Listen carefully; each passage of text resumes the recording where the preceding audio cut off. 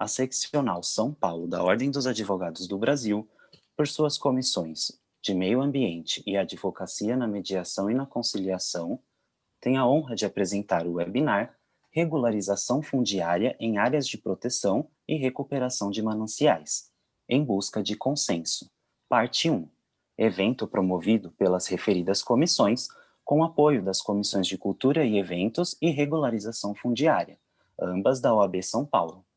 Informamos que este evento compactua com os Objetivos de Desenvolvimento Sustentável estabelecidos pela ONU. Com a palavra, senhoras e senhores, a nossa ilustre doutora Flávia Scarpinella, membro da Comissão de Meio Ambiente e Advocacia na Mediação e na Conciliação, ambas da OAB São Paulo. Doutora, a palavra é da senhora.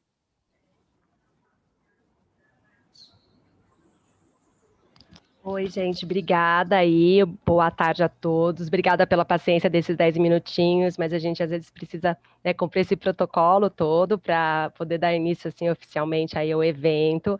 É uma super honra, é um evento que a gente trabalhou bastante, as duas comissões juntas, então a gente inicia agradecendo muito aí as presidentes, a Glaucia Savim, da Comissão de Meio Ambiente, a Ana Isolde, da Comissão de Advocacia na Mediação, por abraçar aí a ideia da gente promover essa conversa, tá? Sem grandes delongas, porque a gente já atrasou um pouquinho, eu vou passar a palavra para a Glaucia Savim fazer a abertura, aí vamos ver assim, um dos pilares, que é a questão ambiental, e depois eu vou passar para a Ana Isolde, que é a presidente, para falar um pouquinho do pilar dessa construção de consenso, dessa mediação, o porquê dessa junção e porquê da ideia de promover esse encontro sobre o tema da regularização em mananciais. Com a palavra, Glaucia, muito obrigada. Obrigada, Flávia. Eu quero dar as boas-vindas a todos e a todas que estão acompanhando aqui esse nosso evento, nossa parte 1, a parte 2 vai ser na próxima quarta-feira, aguardo todos aqui, e contar para vocês como é que essa ideia surgiu, né? Essa ideia surgiu por demanda recebida pela nossa comissão, foi um dossiê que a gente recebeu do vereador Gilberto Natalini, que fez um levantamento bastante exaustivo sobre a ocupação dos nossos mananciais. A primeira ideia do vereador, ao trazer esse dossiê para a OAB, era que a OAB patrocinasse uma ação civil pública em face do Estado e do município, buscando a regularização ambiental dessas áreas.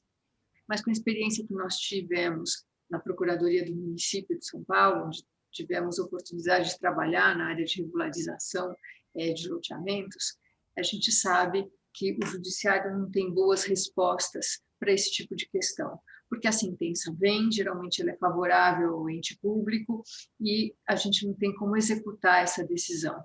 Quando o ente público é réu, a situação é ainda pior, porque continua a impossibilidade de execução e ainda se acumulam as multas diárias para o ente público, o administrador vai embora e o coitado do procurador que permanece com o processo, estou vendo o Arthur aqui, é quem mais se descabela, vendo aquele precatório, né, aumentando ali na sua mesa e a ausência absoluta de solução para o problema. Então, quando essa demanda chegou, nós conversei com a Flávia e com a Paula, que estão aqui organizando, que são as coordenadoras do núcleo de mananciais na nossa comissão, recém-criado, e propusemos, então, a elas um desafio que elas imediatamente toparam, né? Que era iniciar um diálogo com os atores. Então, não tem certo, não tem errado, a gente quer ouvir a perspectiva de cada um, daqueles que trabalham nessa área cheia de conflitos. A gente tem um problema complexo em que cada um tem as suas motivações, tem as suas razões, e a gente precisa ter um campo neutro aqui para ouvir todas essas pessoas, né? Ouvir os técnicos, ouvir os procuradores, os defensores, o judiciário, o Ministério Público, para que nós, em conjunto, possamos encontrar caminhos possíveis para um problema que é tão difícil. Então, eu quero super agradecer a Flávia e a Paula, que toparam organizar, isso que é um desafio, né, que não vai terminar nessa conversa, isso que é o pontapé inicial de um processo de diálogo que a gente está começando. Quero agradecer a Ana Isolde pela parceria sempre nessas questões, porque nós temos buscado na Comissão de Meio Ambiente discutir a possibilidade, sim, da mediação nas questões ambientais e, sobretudo, quero agradecer aos participantes aqui desse debate de hoje, que toparam vir aqui conversar conosco e nos ajudar, né, na construção desse consenso que é tão esperado por todos nós. Muito obrigada a todos, um bom evento para todos nós. Bom, boa tarde. Obrigada a todos que estão aqui presentes. Obrigada ao Dr. Caio e ao Dr. Ricardo pela excelente gestão que eles vêm fazendo, dando muito apoio à mediação. Então, eu sempre gosto de ressaltar isso, que essa gestão tem dado um apoio especial em relação a esse assunto.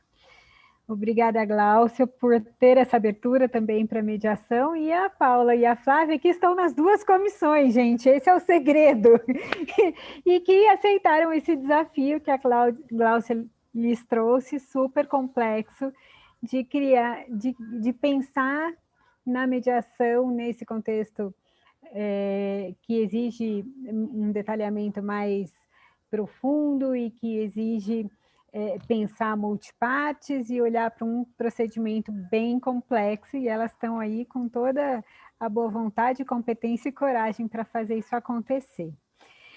Bom, eu queria só contextualizar um pouco a questão da mediação, nesse contexto do ambiental e das questões relacionadas também à urbanização. É interessante que todos nós estamos dentro de algum espaço de convivência. E a mediação, no fundo, fala de convivência e de relacionamento. Então, a grande questão que a mediação propõe é buscar esses espaços de convivência que muitas vezes acabam se quebrando porque as pessoas ou brigam por recursos escassos, ou têm diferentes pontos de vista, ou têm valores diferentes, ou interpretam a lei e o direito de outra forma, e aí isso tudo vai gerando aí uma porção de situações.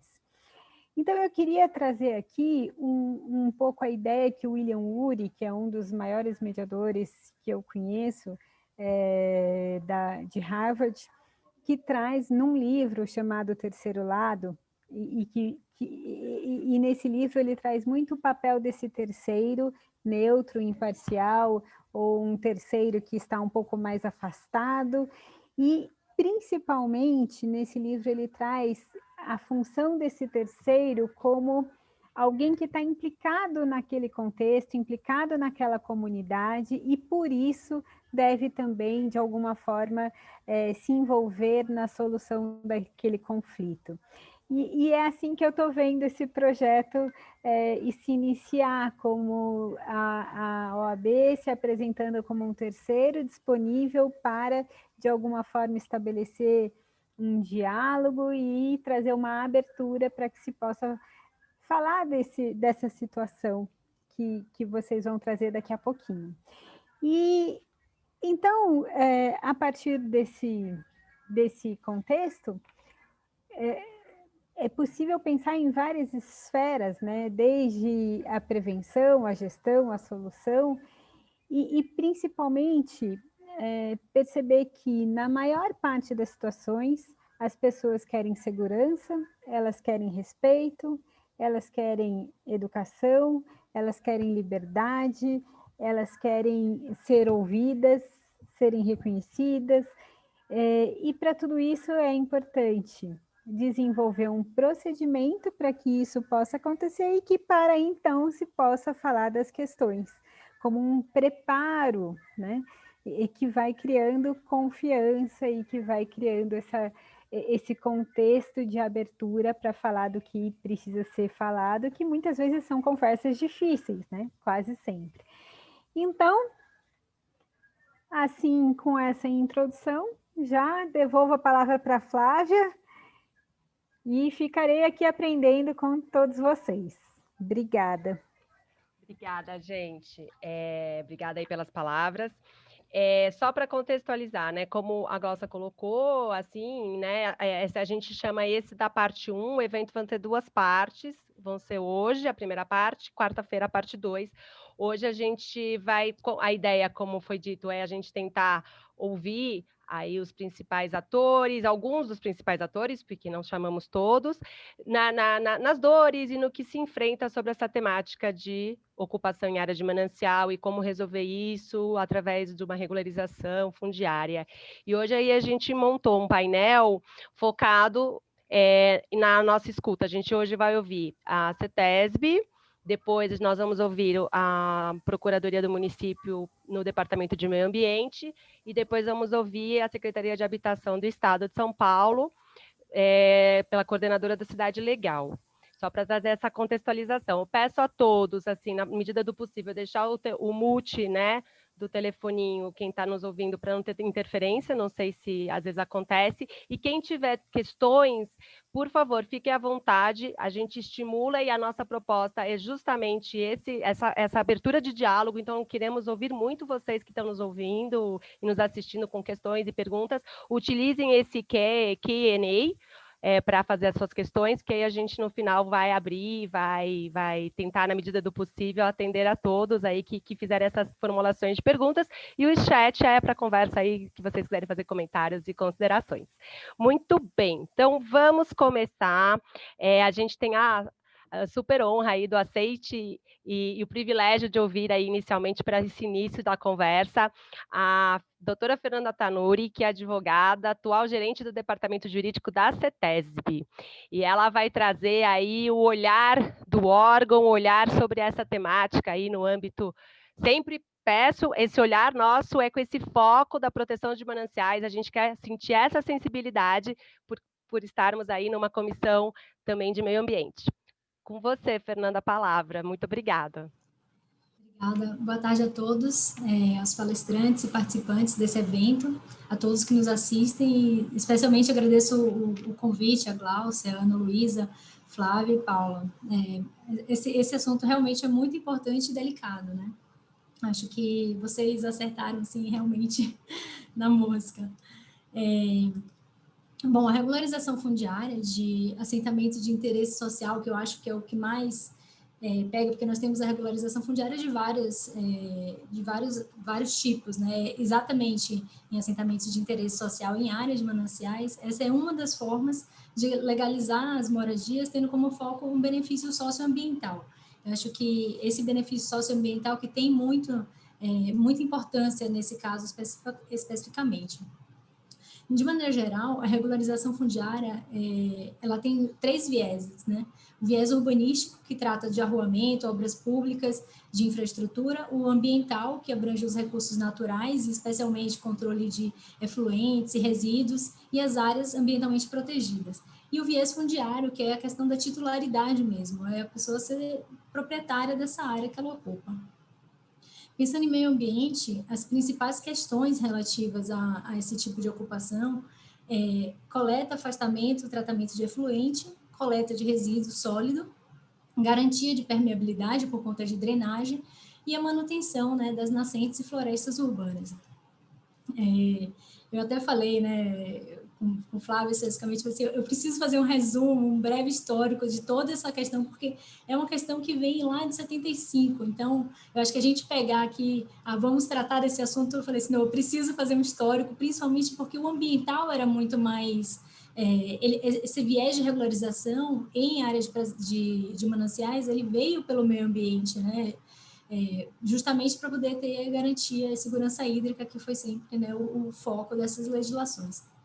Então, fazendo esse meu querido histórico, o tema da regularização, por ser regularização, ela tem que ter uma temporalidade.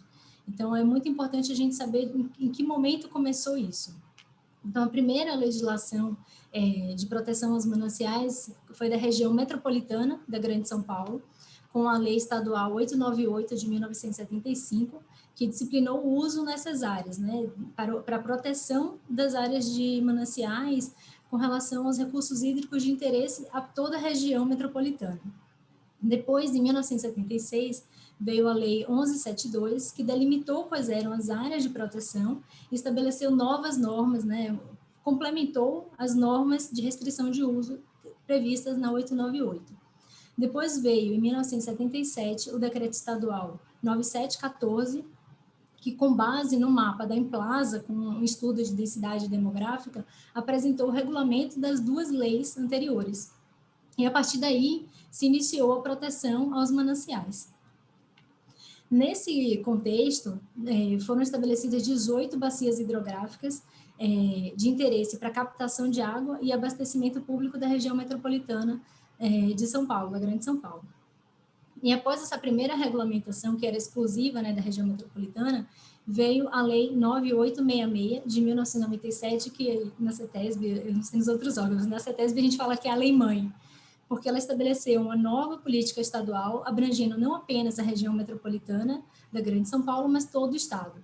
E aí determinou, né, que cada bacia hidrográfica, ou isoladamente ou conjuntamente, estabeleçam leis próprias, leis específicas para suas áreas de proteção, e com base em sua peculiaridade. E enquanto não houver lei específica, seria aplicável também a todo o estado de São Paulo as leis 898 e a 1172. E aqui a gente tem já uma mudança de pensamento, porque antes, nas duas normas do Decreto 70, falava em APM, que era de proteção aos mananciais, e não possuía leis específicas, não eram questões específicas para cada bacia, era uma lei geral. E depois, com essa lei, a Lei Mãe, foram criadas as áreas de proteção e recuperação aos mananciais, porque se viu que não era importante só proteger, mas também recuperar aquelas áreas que não poderiam mesmo ser ocupadas. Então, cada lei, cada bacia hidrográfica foi estabelecendo lei própria. No contexto atual, nós temos a PRM do Guarapiranga, que foi em 2006, do reservatório Billings, que foi em 2009, do Alto Juqueri, em 2015, do Alto Tietê Cabeceiras, em 2015, e do Alto Cotia, mais recentemente, em 2017, que ainda pende de regulamentação. Então, nós temos essas áreas, por enquanto, de áreas de proteção e recuperação aos mananciais, então, pensando que as demais áreas são áreas de proteção aos mananciais, seguindo a regra geral. Então, nessas áreas de proteção e recuperação aos mananciais, com exceção do Alto Cotia, porque não tem ainda a regulamentação, foram definidas as áreas de recuperação ambiental, ARA, que traz nessas áreas, então, a possibilidade de regularização de interesse social. Isso vai seguir a temporalidade de cada regra específica, ou seja, a PRM vai ter uma temporalidade de regularização. E essa regularização vai se dar por meio do Programa de Recuperação de Interesse Social, o famoso PRIS, que era apresentado à CETESB. A CETESB canalizava o PRIS. E era obrigatório ao município estabelecer a Zona Especial de Interesse Social, as ZEIS. E nesse regramento havia a dispensa de mecanismo de compensação previsto nessa própria lei específica, quando era outra forma de regularização. Esse regramento também foi previsto, né, na resolução da antiga SMA, número 21 de 2017, que agora é a atual Secretaria de Infraestrutura e Meio Ambiente, CIMA. Então, justamente, esse corpo normativo pensou em regularizar, englobando a questão urbanística, ambiental e fundiária. Nessa segunda fase, das áreas de proteção e recuperação dos mananciais, também foi feito um alinhamento com a Política Estadual de Recursos Hídricos, tendo a delimitação também com base nas unidades de gerenciamento de recursos hídricos, as UGRs. E atualmente nós temos 22 UGRs no estado, em operação. E para recuperar a qualidade dos reservatórios, estabeleceu-se uma métrica de análise da qualidade da água, pensando em qual elemento que mais polui, para poder verificar a carga orgânica recebida por cada reservatório ou corpo d'água, né? Porque não necessariamente a questão de abastecimento é de reservatório. Então, né, sendo bem técnico aqui, né, trazendo uma visão do órgão ambiental, é analisado o elemento fósforo como parâmetro para verificar a carga orgânica que cada reservatório já possui e o que ele tem a capacidade de absorver, justamente para verificar como se daria essa ocupação. Então, essa é uma das regras que foram trazidas por essa lei-mãe, e nas leis específicas trata em cada em cada reservatório ou corpo d'água. E aqui eu também trago uma outra contextualização histórica dentro da contextualização histórica, que até 1996, até 2009, o Estado de São Paulo, ele possuía vários órgãos ambientais, não apenas a CETESB, né? Então, a CETESB, que à época chamava Companhia de Tecnologia de Saneamento Ambiental, ela era responsável pela Agenda Azul, que era responsável pelo controle de poluição atmosférica, efluente e resíduos. O DPRN, que era responsável pela Agenda Verde, que era para análise dos pedidos de supressão de vegetação, ocupação de APP e das áreas verdes. O DUSM, que era responsável pelo licenciamento nas áreas de proteção aos mananciais. E o DAIA, que era o responsável pelo licenciamento de projetos de significativo impacto ambiental, que atualmente corresponde à Diretoria de Avaliação de Impacto Ambiental na CETESB. Então, nós tínhamos esses 4 órgãos trabalhando simultaneamente e de forma não integrada no Estado de São Paulo. Então, a avaliação para licenciar uma ocupação nessas áreas de manancial, se tivesse supressão de vegetação, ia para o DPRN. O licenciamento seguia pelo DUSM. Se fosse empresa, ia para a CETESB. O loteamento ia para a CETESB.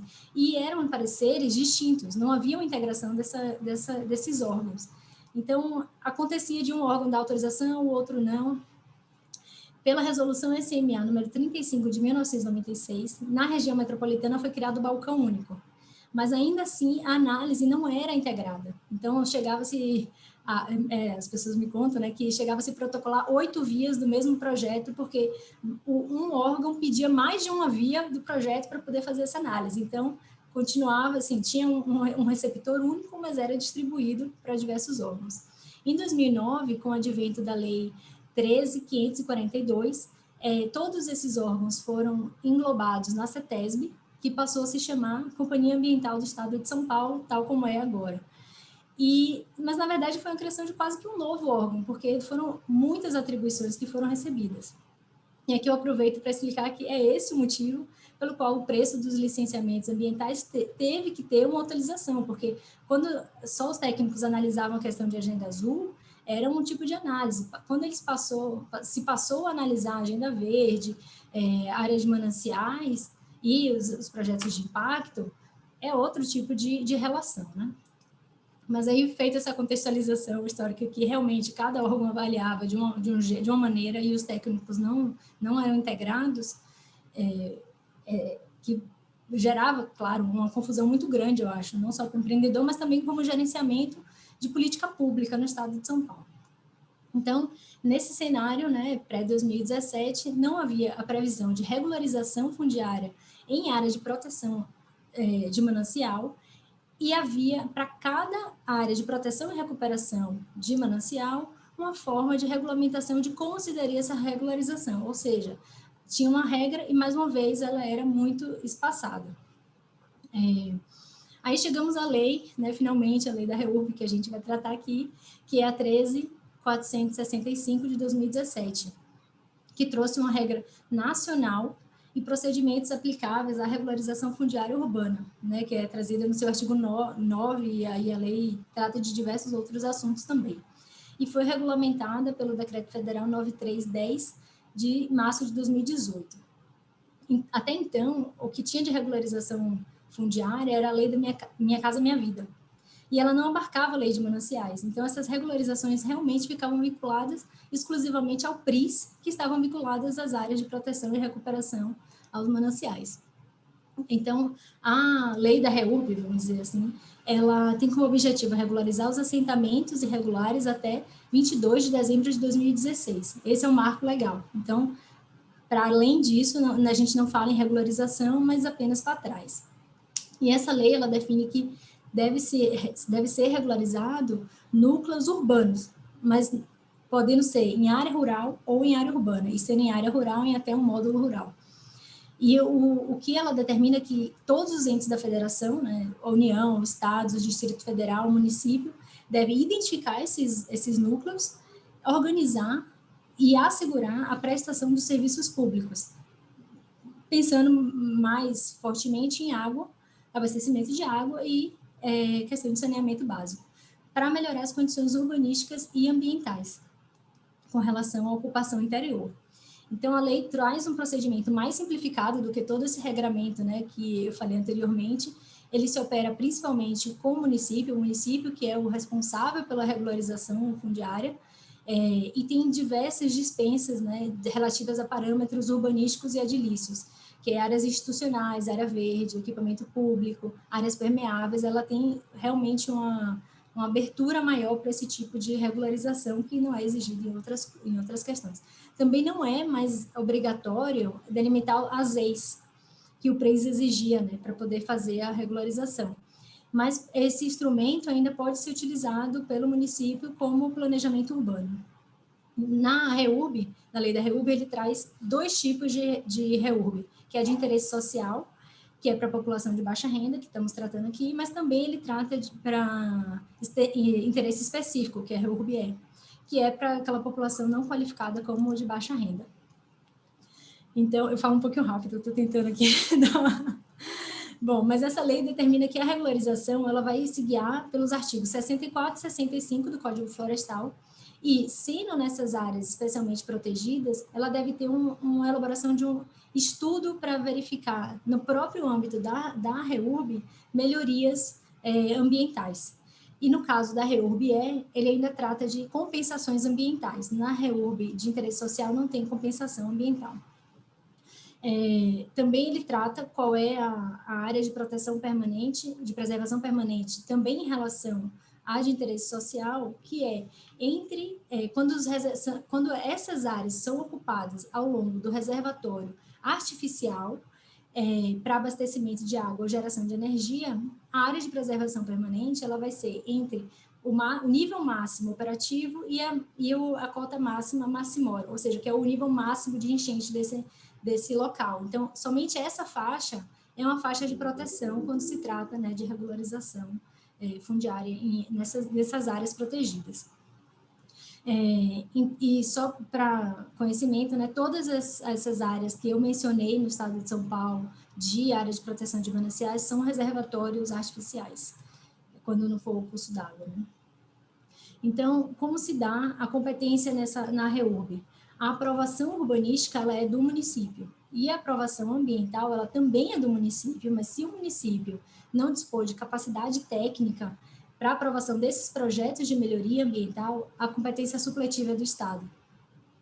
E também eu destaco, né, que no parágrafo 3º desse artigo 12, que agora falando, né, dessa questão de competência, que se uma área informal estiver parcialmente numa área protegida, essa área protegida ela vai ter que ter esse projeto de melhoria. Mas a área, mesmo contígua, que não esteja inserida numa área de proteção, especialmente protegida, ela pode ser feita a REURB de forma destacada e seguir com o projeto e não precisa ter projeto de melhoria. O projeto de melhoria ambiental é só daquelas áreas efetivamente relacionadas às áreas protegidas. Então, ela pode ser objeto de REURB prioritariamente, quer dizer, não prioritariamente, mas mais rápido do que uma área que está dentro de uma área especialmente protegida. E aqui eu também trago um parênteses, que a questão de municipalização do licenciamento ambiental no estado de São Paulo, ele é regido pela deliberação normativa CONSEMA, número 1 de 2018, que ele habilita os municípios a serem capacitados para o licenciamento. Então, o município ele é classificado por sua aptidão no licenciamento, sendo baixo, médio e alto. Quando você entra no site do CONSEMA, você pode ver os 68 municípios que estão habilitados. O município de São Paulo, por exemplo, ele é habilitado como apto para o licenciamento de alto impacto ambiental local. Então, ele tem um nível máximo de capacidade no licenciamento. Então, esse é um bom parâmetro para verificar a capacidade do município de verificar esses projetos de melhoria. Mas não significa, o fato dele não estar habilitado não significa que ele não vai poder fazer esse projeto se ele entender que ele tem essa capacidade. Então, é um bom parâmetro, mas não é exclusivo. Acho que Daniela pode até falar melhor aí com relação à cidade legal, mas essa questão do município não necessariamente está vinculada à habilitação pelo CONSEMA.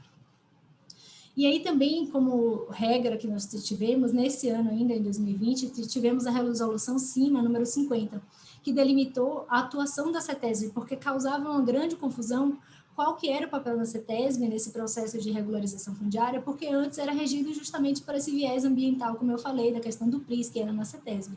Então, na resolução CIMA, traz que a CETESB não se manifestará no processo de regularização fundiária. O processo é regido pelo município, no processo de regularização. Então, a CETESB somente se manifesta em projetos onde ocorram novas intervenções em áreas de preservação permanente ou supressão de vegetação nativa e que o município não tiver capacidade ou não for responsável pela emissão dessas autorizações. Então, é uma competência muito específica. Ou então, isso aí é uma competência natural da CETESB, específica, está no decreto 8468, no seu rol de atividades licenciáveis, que é para a implantação de novas estruturas de estações elevatórias de esgoto, e ou de tratamento de esgoto, que é a ET, né, ETE. E esse processo de licenciamento ele vai ser fora do processo de regularização fundiária, vai ser um procedimento próprio na CETESB.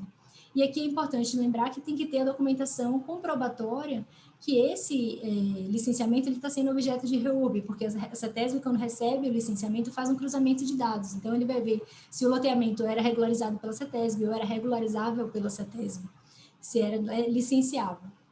E por isso é importante ter essa informação nos autos, né? A questão de saneamento é muito importante para essa questão, né, de regularização, e também já na lei da REURB, ele traz que aqueles núcleos urbanos que não disponham de infraestrutura de saneamento, no processo de regularização, devem ter o projeto, né, de implantação desse projeto. E com cronograma. E esse cronograma, ele tem uma certa maleabilidade, porque ele pode ser feito, né, a implantação do equipamento de saneamento antes, durante ou depois mesmo da regularização. E por que a questão de saneamento assim, é tão importante pensando, né, no ambiental? Justamente porque a carga orgânica da ocupação humana que implica em maior índice de poluição nos reservatórios, que é aquele indicador do fósforo, como eu havia dito, né? E aqui eu faço um paralelo com o Marco Legal do Saneamento, que estabelece como política federal de saneamento básico a execução de obras de infraestrutura básica de esgotamento sanitário e abastecimento de água potável em núcleos urbanos formais, informais e informais consolidados, passíveis de REURB. Então, ele inclui expressamente e traz a lei da regularização fundiária no seu texto para vincular tanto a temporalidade de equipamento de saneamento, como para garantir esses usos, né, essas ocupações anteriores, que elas devem participar do processo de universalização do saneamento. Agora, uma exceção que tanto a lei da REURB quanto a lei do saneamento básico trazem é a área em situação de risco. E quando a gente pensa em situação de risco, também a gente pensa em meio ambiente, porque são aquelas áreas que podem ser que é a área de desbarrancamento, de enchente, alagamento. Essas áreas, as áreas de risco estão vinculadas a risco ambiental, basicamente. E os principais problemas decorrentes de ocupação humana, seja em qual área for, e mananciais principalmente, é a deposição de carga orgânica no reservatório ou no curso hídrico, impermeabilização do solo. E impermeabilização do solo tem duas questões, que é as áreas de alagamento e o carreamento expresso da carga orgânica, porque se você não tem a impermeabilização do solo, ela vai carreando naturalmente, tendo o solo como um filtro natural. Quando você impermeabiliza, eles pegam a via expressa e lavam aquela via, carregando todo o material com mais agilidade. Então, essa é uma questão assim que vai para os dois lados, tanto de alagamento quanto de questão de poluição mesmo. E um outro ponto... Pode. Nosso tempinho já está... Já estou encerrando. Tá e bom. Com a diminuição, né, com a falta de arborização, tem a diminuição da geração de água, e aqui eu faço um paralelo com o programa Nascentes, que a gente fala que é plantar água. Justamente quando você cuida das margens dos rios ou dos entornos das nascentes, você está dando segurança hídrica. Então, esse era o histórico que eu queria falar, né? A CETESB, então, tem assento no Cidade Legal, mas ela tem um assento específico e ela não trata da regularização como tratava de acordo com as outras legislações, tratando especificamente com relação àqueles pontos trazidos na resolução CIMA, número 50, e de forma supletiva, quando assim se entender necessário que o município não tenha capacidade para tanto. E aí tem as questões que no artigo 64, para regularização de interesse social, não tem compensação ambiental e tem questões muito mais abrangentes do que para o de interesse específico, que é no artigo 65 do Código Florestal, e lá atrás o que os projetos de melhoria devem conter. Eu acho que aqui é importante lembrar, né, justamente como eu falei um pouquinho antes, que para frente de 22 de dezembro de 2016, a gente tem que pensar em prevenção e não ocupação de novas áreas, porque a gente está tratando de regularização, a gente tem que tratar o para trás, mas também a gente tem que pensar no para frente, como resolver essa situação de ocupação para não enfrentar esse novo problema lá na frente. Eu acho que é basicamente isso que eu queria falar, e fazer esse histórico e dizer que as estratégias de intervenção têm que envolver a sociedade civil, porque, assim, esse evento é excelente justamente para isso, porque a gente tem que trazer os principais atores para harmonizar a sua linha de atuação, porque não só pensar em regularizar, mas em como evitar novas ocupações. Eu peço desculpa aí pelo tempo, mas realmente um histórico grande aí, mas estou à disposição para o debate também. Foi excelente teu histórico, viu? Muito obrigada.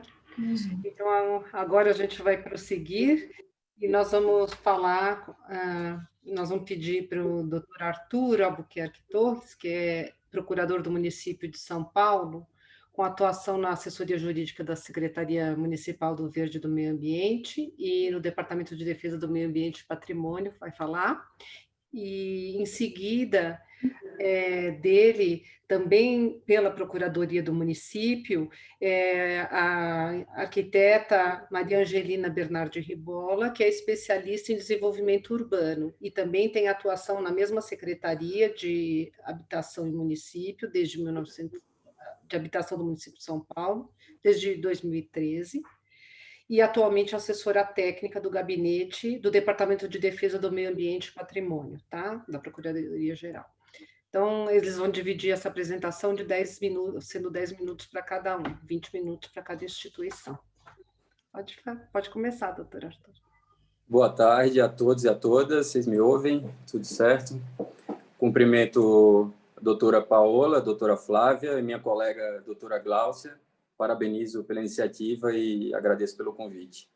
É impossível chegar num consenso, né, sem as informações, sem que elas sejam compartilhadas, sem que haja um debate informado. Então, acho louvável a realização desse evento e fico honrado em participar do debate com todos vocês e tentar contribuir para o avanço, a evolução da discussão. Eu cumprimento também a todos os demais participantes e ouvintes e já começo pedindo desculpas, porque vou sair um pouco do foco da proteção ao meio ambiente para defender que a defesa do direito à moradia é uma questão interligada com ele, que não dá para dissociar as duas coisas. Desde 2001, quase 20 anos atrás, com um MP que modificou o Código Florestal anterior, existe a possibilidade oficial de intervenção em APPs para satisfação de interesses sociais em lei federal. Então, desde essa época já existe essa tensão, esse reconhecimento federal da tensão entre o passivo social, né, e as áreas de proteção ambiental. E essa possibilidade ela foi detalhada com a Resolução 369 do CONAMA, né, que é de 2006, e permitia expressamente regularização fundiária em ocupações situadas em mananciais, desde que consolidadas até julho de 2001. Aí depois veio a Lei do Minha Casa Minha Vida, de 2009, e tentou colocar outro ponto final na flexibilização, nessa possibilidade de flexibilização, dizendo que só era possível fazer a regularização para ocupações consolidadas até 2007. Aí as ocupações continuaram a surgir, até que veio a Lei da REURB, agora de 2017, retirando até mesmo a necessidade de intervenção do Estado, quando o município tiver órgão ambiental capacitado, para admitir a regularização das ocupações em APPs e mananciais. E a Lei da REURB, ela também retira a necessidade da ocupação existir há um certo tempo naquele local. Teoricamente, você pode fazer a REURB numa ocupação informal que surgiu naquele manancial semana passada. Aquela exigência que tem na Lei da REURB, de que a ocupação tem que ser até dezembro de 2016, ela só incide se você vai aplicar a legitimação fundiária, que é aquela forma da REURB, que, na minha opinião, é inconstitucional, porque permite que o Poder Executivo Municipal transfira para particulares a propriedade de áreas públicas, sem debate legislativo sobre essa alienação de um bem público. Então, até por essa e outras razões, é que tem 2 ADIs no STF contra a lei da REURB, né? Mas, então, o que você vê é que o legislador federal ele vai legitimando cada vez mais e mais a solução do problema habitacional mediante o uso dos espaços de proteção ambiental. Ele, às vezes, tenta colocar um ponto final, permitindo flexibilizações só para ocupações informais que tenham se consolidado até certa data, até certo ano, né? Mas, na prática, o que a gente vê é uma prorrogação perpétua dessas flexibilizações. É um processo que já dura pelo menos 20 anos. Por isso, eu acredito que o problema das invasões de mananciais num país periférico como o nosso jamais vai ser resolvido isoladamente com normas que criem áreas de proteção, que fiquem tentando passar a mensagem de que não será mais permitida a regularização de futuras ocupações. Pelo histórico de ameaças descumpridas, né, o legislador já perdeu a credibilidade. A ocupação desses mananciais ocorre, logicamente, do crescimento desordenado das cidades, né, que é um dos sintomas mais marcantes do baixo desenvolvimento, do capitalismo periférico, né, de um país. Então, a discussão principal não deve ficar restrita ao direito ambiental, ela deve passar por outras ciências. E aqui eu acho que a gente também tem um consenso. É um problema multi- e interdisciplinar, que passa pelas ciências do urbanismo, da geopolítica, da sociologia e, principalmente, da economia política. Até mesmo por isso, a ONU, quando instituiu os 17 Objetivos do Desenvolvimento Sustentável, percebeu que não dava para trazer diretrizes limitadas apenas à questão ambiental.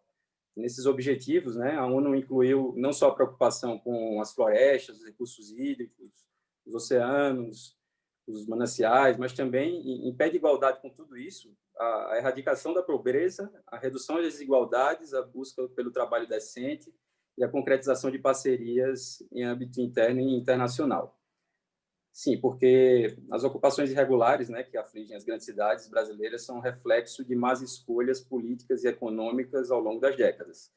E essas decisões, na grande maioria das vezes, nem mesmo foram tomadas pelos municípios e estados mais afetados pelas ocupações informais. Decisões do governo federal, no plano econômico e trabalhista, elas geram oferta e demanda de emprego e também geram oferta e demanda habitacional. Basta lembrar que imóveis de baixa renda só conseguem ser viabilizados mediante financiamentos do Banco Nacional de Habitação, do FGTS, do Sistema Nacional de Habitação. Isso para não falar das decisões macroeconômicas, né, que levaram ao esfacelamento econômico das regiões norte, principalmente nordeste, provocando um êxodo para as grandes cidades, né? Então, eu quero dizer que as decisões do governo federal terminam contribuindo muito para o desenho das cidades, né? Terminam contribuindo para que haja mais ou menos ocupações informais em áreas de proteção ambiental. E o déficit habitacional não decorre somente de decisões internas. Vejam que o município de São Paulo é o maior receptáculo de imigrantes do país. A Caritas, a Arquidiocesana de São Paulo, que é a entidade ligada à Igreja Católica, parceira da ONU e é a principal acolhedora de refugiados no Brasil, aponta que atendeu de janeiro a agosto de 2020, desse ano, mais de 3.800 pessoas, 3.800, de 73 nacionalidades. Então, são pessoas de outras cidades, de outros estados, até de outros países, deslocando-se para São Paulo e contribuindo para um aumento na demanda por moradia e por trabalho. São pessoas que precisam de espaço para viver e, ainda que elas não ocupem irregularmente essas áreas, elas terminam contribuindo para o déficit que outras pessoas, faz com que outras pessoas não tenham outra alternativa senão ocupar ruas, parques, viadutos ou, por exemplo, mananciais. Por isso, eu insisto, na mesma premissa que eu trouxe antes. É impossível dissociar preocupação com o meio ambiente da preocupação com as políticas econômicas, nacionais e internacionais, com o regime de trabalho, com direito à moradia. O déficit habitacional, que vai gerar ocupações irregulares, às vezes afeta muito determinada cidade, mas é causado por decisões tomadas em âmbito internacional e também por decisões dos 3 entes, da União, dos estados e dos municípios. Isso tudo que eu disse até agora diz respeito um esboço sobre as causas, né, que geram esse déficit, mas são razões que a gente pode reconhecer tranquilamente que contribuem para a ocupação de área de proteção ambiental. Agora eu vou tentar expor um pouco os problemas que ocorrem quando se buscam soluções. Os municípios brasileiros, inclusive São Paulo, têm uma capacidade financeira baixíssima de prover habitação, né? Esse é um problema da nossa estrutura federativa e a gente tem que lembrar também que tem uma atual emenda constitucional prevendo um teto de gastos, né, o que complica ainda mais a situação. Agora, a possibilidade de flexibilizar áreas de proteção ambiental já existe há muito tempo, para outras situações, ainda que excepcionais. O próprio Tribunal de Justiça de São Paulo ele tem precedentes permitindo a flexibilização dos limites da APP, quando se reconhece que houve a perda da função ecológica daquela área. Geralmente são aqueles casos de residências ou outros estabelecimentos que estão lá desde 1986, quando houve uma alteração no Código Florestal. Mas aí existe precedentes para casos posteriores também, flexibilizando, mesmo que não se trate de família de baixa renda. Por isso, a gente não pode resistir tanto à possibilidade de regularização fundiária em espaços relevantes, ainda que sejam espaços ambientalmente protegidos. Outro problema diz respeito à fiscalização. Existe um esforço para priorizar a proteção dos mananciais, que pode ser refletido na Operação Defesa das Águas, que é do Estado e do município, e o município ainda tem a GCM ambiental, para a mesma finalidade, para evitar ocupações nas áreas de mananciais. Mas o número de agentes é limitado, né? E os movimentos de moradia têm se especializado. Nós, no DEMAP, Departamento de Defesa do Meio Ambiente e Patrimônio, da Procuradoria, a gente tem uma ação civil pública que trata de um caso que, do dia para a noite, no Parque Linear, que fica na beira de uma encosta, perto de uma nascente, amanheceu, do dia para a noite, com 80 lotes demarcados, com piquetes, lonas, fitas. A subprefeitura chegou ao local no mesmo dia, pediu para saírem lá de forma pacífica. Depois chegou com um caminhão, com funcionários para remover os barracos, mas não teve jeito. Você está falando de famílias com crianças, muitas vezes com idosos. Enfim, o pessoal se reuniu e impediu a atuação da administração. Poucos dias depois, já havia ocupações de alvenaria, muitas em área de risco até. Também existe, algumas vezes, a influência do crime organizado, né, que orienta as ocupações para determinado lugar por motivos políticos. Nesses casos, o município termina tendo que ingressar com ação possessória, pedindo a remoção daquelas famílias. E, do ponto de vista do município, ele vai oferecer os formatos de atendimento habitacional que ele oferece para todo mundo. Ele não vai tratar aquele caso diferente só porque existia uma ocupação em que há uma demanda judicial. E aí nem todas as famílias vão conseguir receber alguma coisa pelos critérios da administração. Aí, quando a ocupação está em área de risco ou de proteção ambiental, o próprio Ministério Público também costuma tomar a frente e ingressar com ação civil pública, só que, além da remoção das pessoas, ele pede a inclusão simultânea em programas de atendimento habitacional. A Defensoria Pública endossa esse mesmo pedido, né, e o juiz se vê no impasse. Dependendo da forma como ele defere o pedido, ele pode fazer com que a pessoa que se estabeleceu naquela área de risco, naquela área de proteção ambiental, termine furando a fila nos cadastros que existem, né, de pessoas em busca de atendimento habitacional, e fique numa situação mais favorável do que outras pessoas que não ocuparam áreas públicas, né, que seguiram estritamente a lei de zoneamento. Às vezes, aquela pessoa chegou ali há coisa de 1 ano, 2 anos, e só porque ocupou, deu a sorte, né, o azar, lógico, né, de ocupar uma área de risco geológico, ela termina conseguindo passar na frente de várias outras pessoas que estão lá nos cadastros, né? Só nos cadastros da Secretaria Municipal de Habitação, da SEAB, existem 350 mil famílias, aproximadamente, em busca de moradia, e 150 mil outras famílias na Coab. O município, a ele resta só demonstrar que está adotando as medidas urbanísticas e habitacionais minimamente exigíveis, né, dentro de um critério de razoabilidade para aquele momento, diante de sua capacidade financeira, né, diante da reserva do possível, e mesmo assim a gente ainda se depara às vezes com decisões judiciais conflitantes. No contexto que a gente vive de austeridade fiscal permanente, parece bem difícil a gente encontrar uma solução rápida e repentina para isso tudo, né? De todo modo, eu acho que é válido, sim, se houver estudos técnicos rigorosos e um debate multidisciplinar, você permitir a regularização fundiária em certas áreas de proteção, quando a situação estiver consolidada. Eu concluo passando a palavra para a doutora Angelina, que é arquiteta e urbanista, com experiência nesse tema, e pode explicar melhor as dificuldades fáticas que surgem quando se busca implementar na prática a regularização fundiária em área de proteção de mananciais. Muito obrigado. Boa tarde a todos e todas. Eu queria agradecer o convite e ressaltar mais uma vez que eu não sou advogada, então talvez até o meu discurso ele não seja assim tão alinhado quanto o dos advogados aqui presentes, mas enfim. Assim como o doutor Arthur, eu trabalho no INDEMAP, E eu faço essa assessoria técnica, que na verdade é um trabalho de ponta, um trabalho diário, né? Então, o que eu vou mostrar aqui, ele é muito mais baseado em situações fáticas do que propriamente na legislação. Eu acho que ilustrar o que a gente está falando tornam as coisas mais fáceis de serem absorvidas, né? Eu também queria pontuar que o DEMAP não é um departamento de regularização, né? Então, dentro da Procuradoria, o que a gente tem como objeto de trabalho são ações de reintegração ou ações civis públicas, onde a gente se depara com esses conflitos que foram bem pontuados aí pela doutora Ana Luísa no começo, né? Onde cada um tem a sua visão, o seu interesse e o seu contexto, né? O seu lado nesse contexto.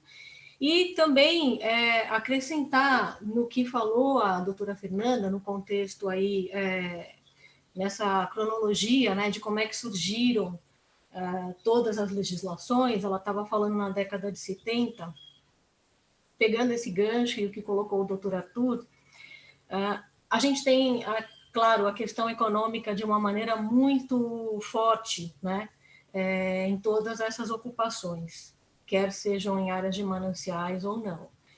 E só para pontuar, as grandes favelas de São Paulo, eu estou falando as grandes, as que já são mais consolidadas, cito aqui Heliópolis, Paraisópolis, Vila Prudente, essas favelas tiveram seu início também na década de 70. Por que eu estou colocando isso? Porque a minha intenção aqui não é ter uma opinião formada a respeito do assunto, mas realmente debater e levar a uma reflexão de como tudo isso caminha junto. A gente tem, num curto período de tempo, porque pensando numa cidade, na urbanização de uma cidade, a gente está falando aí de 70 para 2020, em 50 anos, isso é pouco tempo, e nesse pouco tempo a gente teve esse crescimento, né? Nos últimos anos, um crescimento assim estrondoso de áreas de ocupação. Então, tudo isso é muito recente, né? E eu acho até que a forma de intervir, tanto da própria prefeitura quanto do Ministério Público, que normalmente são os agentes desses processos, ela vem se adaptando a isso, né? Então, assim, para ilustrar, vamos ver se vai dar certo aqui. Eu queria citar dois casos. O primeiro deles é uma questão, é uma condenação aí para remoção de uma área que é uma favela, na área que se chama Jacopeval. Isso aqui fica na zona leste de São Paulo. O córrego Jacopeval, ele é contribuinte numa escala maior da bacia do Tietê, tá? Só para a gente localizar. E a gente tem aqui, na área em vermelho, o limite do que seria essa condenação da remoção nessa faixa de 30 metros, que era o que previa anteriormente a legislação como proteção de áreas de meio ambiente, APP. Essa parte em amarela é a parte onde está a favela. Então, a gente tem uma favela, que é uma área pública, a gente vai ver isso num outro slide. Ela teve seu início em 1986, né? Não o trecho todo, mas boa parte dela. E aí agora a gente tem uma condenação para uma remoção dessa faixa de 30 metros pelo Código Florestal e recompor essa área com a mata ciliar. Bom, deixa eu avançar um aqui. Então, trazendo essa área para a divisão em lotes, esse trecho aqui a gente tem como área municipal, né? É uma área beira-córrego. Aqui por trás, eu não sei se fica bem visível, mas é essa delimitação do objeto da ação. Aqui do lado dá para ver melhor. E a gente tem o córrego aqui no meio, tá? Bom, aí o que eu acho que a gente tem que considerar quando a gente está tratando dessa questão, dessa conversa, não vou dizer dessa disputa, porque eu acho que é um termo pesado, mas quando a gente tem que levar em consideração o meio ambiente e as pessoas que já estão estabelecidas ali, naquela área de proteção ambiental, veja, essa área aqui é o objeto da nossa ação civil pública. E isso aqui é a malha urbana que a gente já tem estabelecida nessa região. Então, como eu falei no início, não se trata de já ter ideias pré-concebidas, mas sim levar uma reflexão. Será que realmente isso vai ser uma ação profícua, fazer uma remoção dessas famílias que estão estabelecidas aqui, que são parte de um todo e de um todo que já está totalmente antropizado, né? Já está estabelecido. São pessoas que têm escola, UBS, transporte, ou seja, a vida estabelecida aí. Antes, a gente não tinha essa possibilidade de regularizar uma área assim. Hoje, com a 13.465, a gente tem. Por quê? Eu estou falando de uma área que é ZEIS, e que precisaria, claro, de um estudo a respeito da vulnerabilidade dessas famílias para saber, considerando ser ZEIS e se são vulneráveis, se enquadrariam em REURB-S, né? Mas o que para mim é chocante é imaginar que a gente está tratando de uma remoção de um pedaço de um todo, né? Será que a gente vai ter realmente um benefício para o meio ambiente fazendo uma remoção só dessa ponta? Essa não é uma área de risco, tá? Essa é uma ação realmente que tem um cunho ambiental, não é uma questão de risco, ninguém que está ali está correndo risco de ter a sua casa inundada ou solapada, enfim.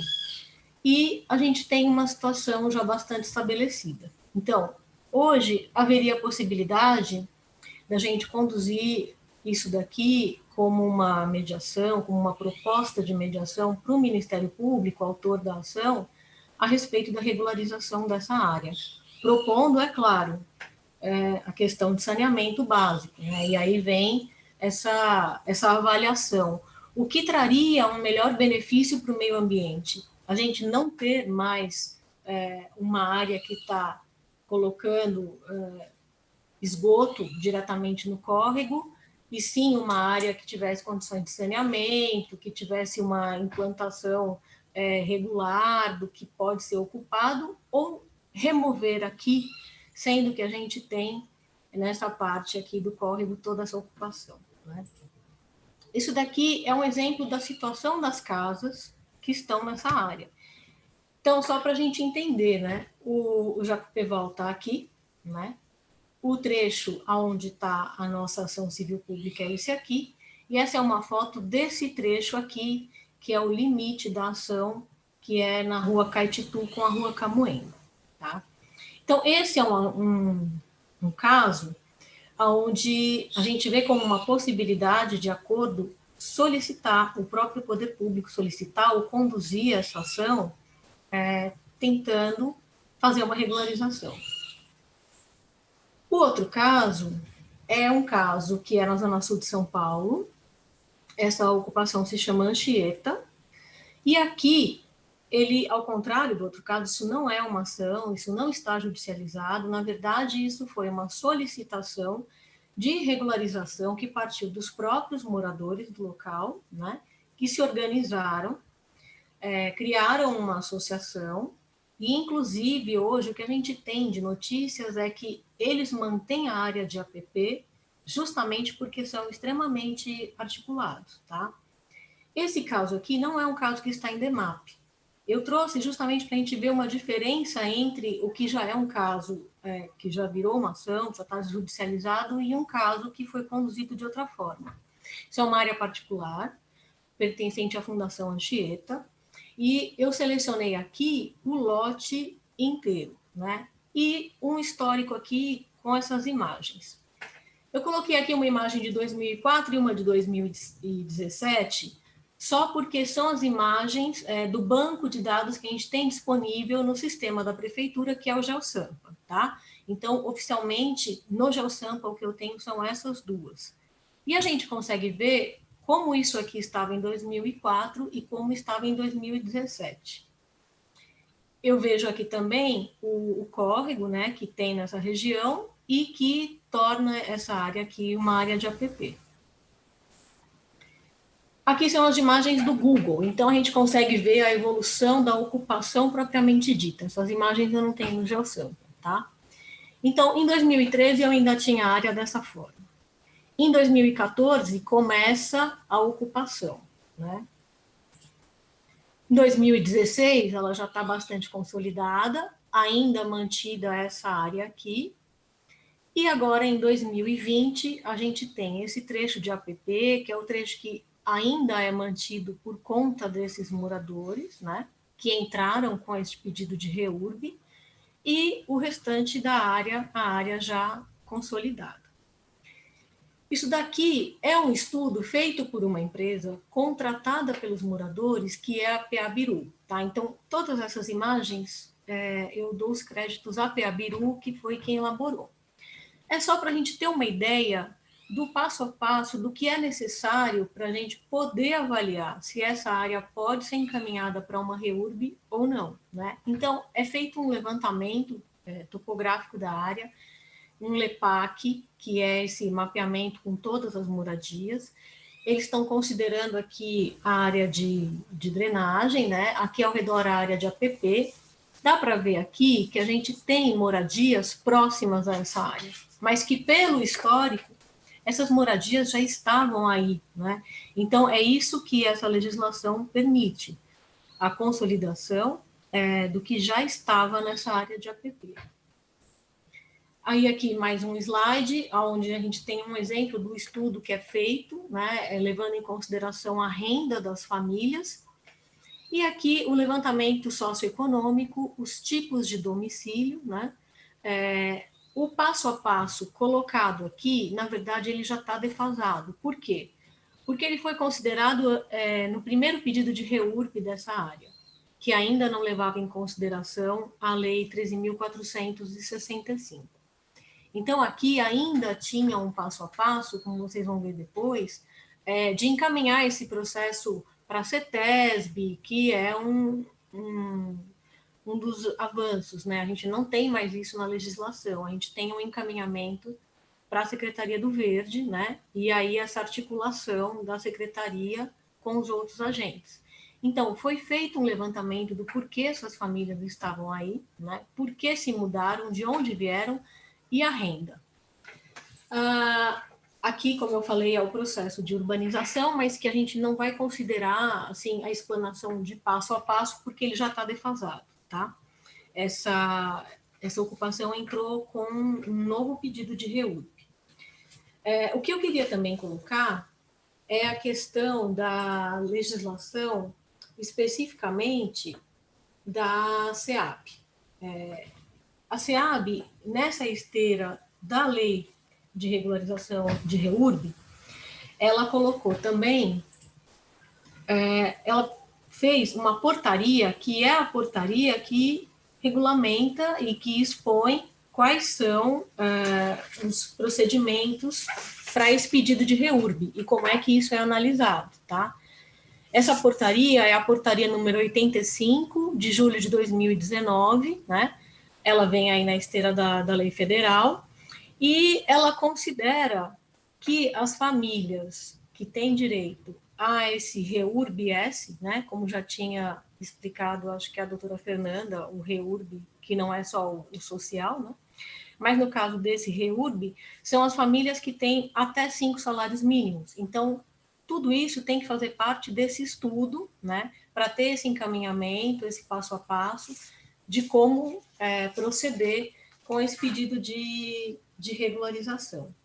Então, era isso que eu queria colocar, né? Como eu disse, a minha visão é uma visão fática. Estamos num departamento que dia a dia tem esse tipo de conflito, né? Como é que a gente pode propor soluções para esses casos, onde uma remoção talvez não esteja mais contextualizada, simplesmente a remoção, né? No caso do Jacopeval, eu acho que para mim é muito visível, a gente já tem uma malha estabelecida, né? E não é esta ação tão pontual que vai trazer uma melhora significativa para o meio ambiente. Então, eu acho que é melhor a gente tratar dessa questão de saneamento do que simplesmente remover. Era isso que eu queria colocar, era mais uma reflexão. Agradeço e, como eu disse, acho que a opinião ainda tem que ser formada. Esse é um assunto recente e que merece uma análise bem mais detalhada. Obrigada. Obrigada, Angelina. Agora eu vou passar a palavra para a Daniela Altavista, que é advogada também, secretária executiva do programa Cidade Legal, da Secretaria, né, de Habitação do Estado. Passar a palavra para você, Daniela.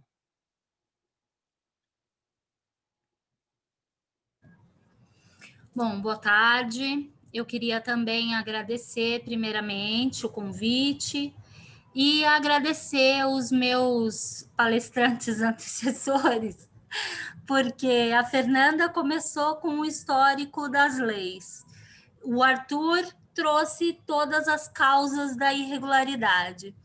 E a Angelina mostrou alguns casos práticos, né? Então, ficou mais fácil eu começar a minha abordagem da regularização. Só que eu pretendo, então, já que cada um falou de histórico, outro falou de causa, eu pretendo falar da solução, que é a minha paixão, que é a regularização fundiária.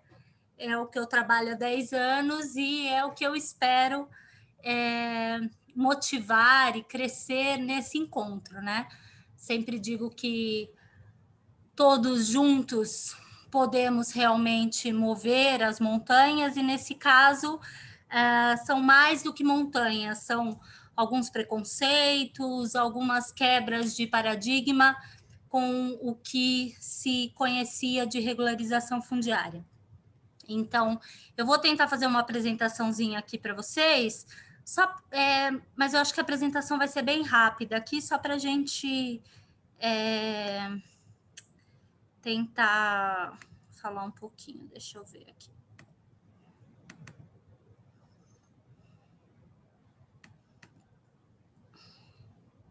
Vocês estão conseguindo ver? Está projetando? Tá. Só projeta em tela cheia, que acho que fica mais bacana. Tá bonito não estava aí, agora foi. Isso, obrigada. Então, eu queria falar um pouquinho dos impactos disso, né? Histórico, causas e tudo que foi falado. E aí a gente tem um pouco dos impactos do que vem causando, né? Hoje o nosso foco mananciais, então regularização em área de mananciais, eu trouxe essa imagem das nossas ocupações, mas para também, como eu vou dizer, começar a nortear o que a gente precisa entender em conjunto, né? A Angelina falou bastante disso, nós precisamos de um passo a passo, de como chegar lá e tudo mais. E a Fernanda falou muito dessa questão da lei, né? Do que a 13465 trouxe para nós. E eu fiquei muito feliz, Fernanda, de ouvir você falando tão claramente da 13465 com esse conhecimento, porque a gente sabe que isso falta um pouquinho alguns técnicos da ponta. Então, pedido para você de disseminar esse conhecimento para todas as regionais da CETESB, para que tenha, assim, uma integração em todos os nossos pareceres nesse sentido, que ajuda bastante. As ocupações em área de mananciais não são só na região, não são só aqui no município de São Paulo, então eu peço licença para vocês para falar de um modo geral, tá? Até porque nós temos 27 municípios em áreas de mananciais no estado de São Paulo, todos eles dentro do programa Cidade Legal. E aí o que eu queria começar é assim, o principal problema, e eu falei um pouquinho já para o pessoal da OAB, não é quanto custa fazer a regularização, ou seja, quanto custa você cobrar por uma regularização, é quanto custa para a população, para os órgãos públicos, quanto custa não fazer a regularização fundiária. Então, as ligações clandestinas de água, a ausência de coleta de lixo, as condições precárias, né, a contaminação dos mananciais, os danos ambientais, que é o nosso foco, o gasto exagerado com saúde pública.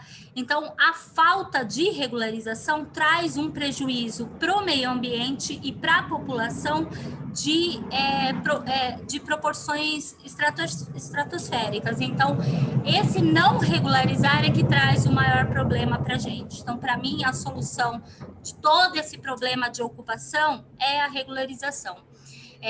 A irregularidade traz essa infraestrutura precária, em muitos casos inexistente, né? Então, a gente verifica algumas regiões com completa ausência de saneamento, água, esgoto, energia, e o foco disso não é o dano apenas à população que vive em situações precárias. O foco disso é o comprometimento do meio ambiente. Então, nós temos, eu vou falar aqui com uns slides, mas eu falo também com alguns exemplos práticos. Nós estamos diariamente realizando reuniões com o GAEMA em São Paulo, tentando resolver essa questão mananciais, e nas reuniões são chamadas CETESB, SABESP, sempre para que a gente possa tentar resolver essa questão. E ali vem o problema maior, o problema de que existem famílias 40 anos vivendo em área de mananciais e 40 anos sem água, sem esgoto, 40 anos poluindo e degradando o meio ambiente e os mananciais. Então, não é o momento da gente pôr a mão na ferida, né? Da gente tratar o problema e parar de jogar ele para baixo do tapete. Não, temos, infelizmente, que mexer com regularização para alguns, né? A gente não está falando de licenciamento, de começar um parcelamento novo, é um problema que já existe, é uma demanda que já existe.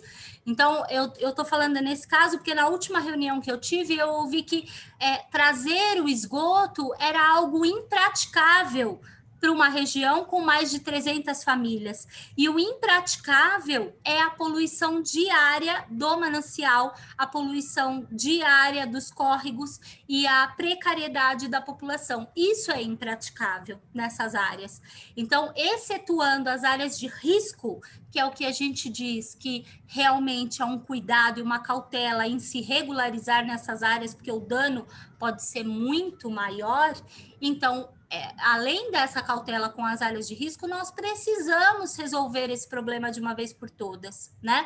E o legislador está se movendo nesse sentido, né? Ou seja, está todo mundo tentando trazer um espírito de regularização para as normas jurídicas. A 11977, que era a lei usada de regularização de 2009 até 2017, com a edição da nova lei, a 13465, já trazia os parâmetros de regularização, já falava que o estudo técnico ambiental precisava acontecer para comprovar a melhoria das condições ambientais e as condições de habitabilidade.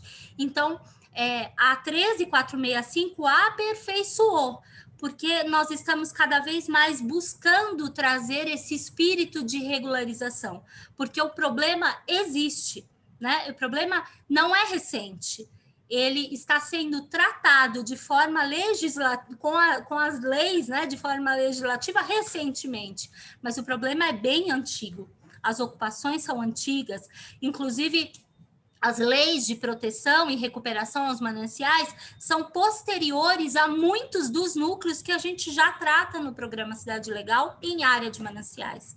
Então, o problema já é bem antigo, né? Além da situação de infraestrutura precária e tudo aí, nós temos as questões jurídicas de falta de título, segurança jurídica de propriedade, a falta da receita do município, que deixa de cobrar alguns impostos em áreas regulares, a sonegação fiscal nesse sentido.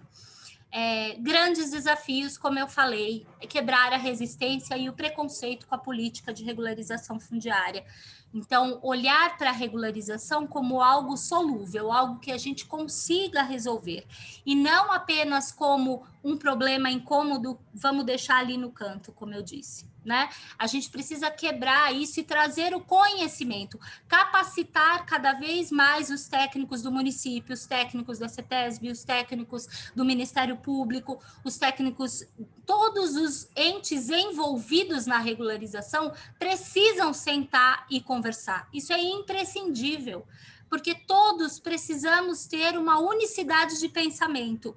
Não existe uma regra clara de até aqui pode, até aqui não pode. Existem parâmetros de regularização a ser analisados tecnicamente caso a caso, né? Então, é isso que falta às vezes. A gente trabalha, chega na legislação e fala o que é possível, vem os provimentos da corregedoria e fala o que é possível, e aí uma pessoa específica não consegue avançar porque não tem uma regra clara. Existe a regra, mas regularização não é receita de bolo. Então, existem casos específicos de regularização, existem casos com características distintas de regularização.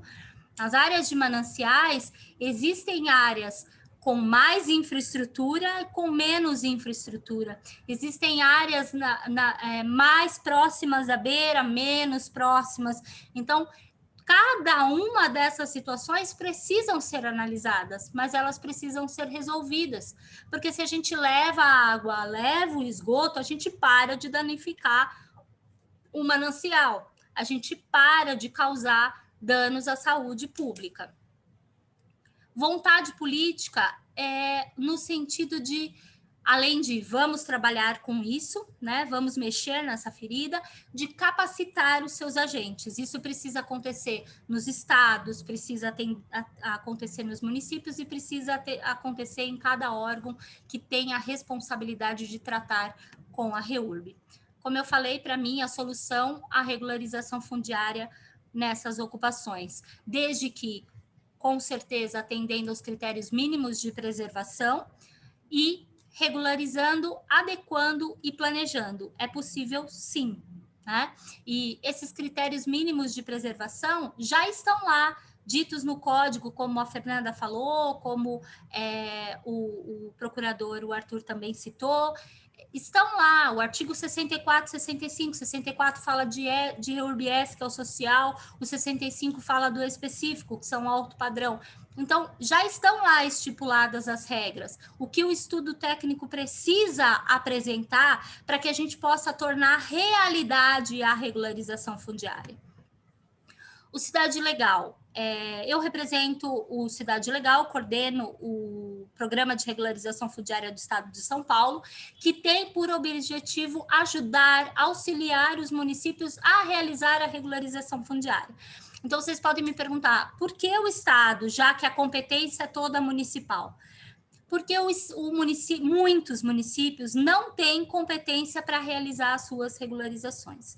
Então, como eu digo, 27 municípios em área de mananciais, nem metade deles tem capacidade intelectual, orçamentária para executar o passo a passo da regularização. Então, Cidade Legal, não só nos municípios de áreas de mananciais, mas em todo o estado, são 543 municípios envolvidos no Cidade Legal, são auxiliados, nós realizamos todos os trabalhos, por isso a gente se intromete tanto na vida dos municípios, se intromete tanto nas regularizações da CETESB, SABESP e tudo mais, porque nós somos os promotores do lado do menor. Então, o menor é o município e a gente fica ali tutelando e tentando proteger o município na hora de realizar as regularizações, brigando pelas regularizações, digamos assim, no bom sentido.